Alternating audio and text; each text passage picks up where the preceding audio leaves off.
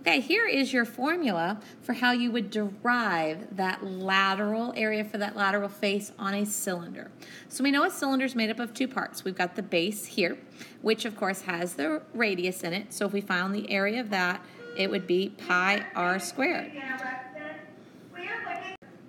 Okay, so we've got the area of that base worth pi r squared. If we needed the circumference would be worth the 2 pi r. When we're over here, this is the lateral face. So if you were able to fold these two pieces together and tape them together, that's what would make this become the vertex and stand up tall and be that top point. So the radius of this piece here would be the slant height. Because again, if you were pasting or gluing these two together, one on top of another, then you would be getting that slant height of that side of the cone piece. All right, so when we're looking at that, we need to be able to find the area. And this piece here, this in here, is a sector. So we need the area of that sector. It's a part of the circle.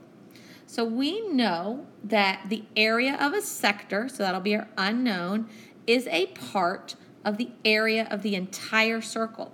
Well, this is not a circle, it's a sector. But if I was going to finish it in and make it a full circle like that, then the equation there would be pi L squared. This again is area of the sector on top over area of what that full circle would be on the bottom, which is pi r squared, but the r in this case is the L. We're going to set that equal to the arc. The arc being that we are just coming from here to here. That is a piece. So we're looking at the arc. The arc there is worth 2 pi r. And the reason it is, if I folded these two together again, then that would be forming this, the base, because this part would be touching that bottom. So 2 pi r is the arc. Over, again, if I closed it in, now I would have 2 pi L, because the radius of this new circle is L. I want to solve for just the area of the sector, just this x, so I'm going to do my cross products. So that's going to give me 2 pi Lx equals 2, pi times pi would be pi squared, L squared has to stay, and R has to stay.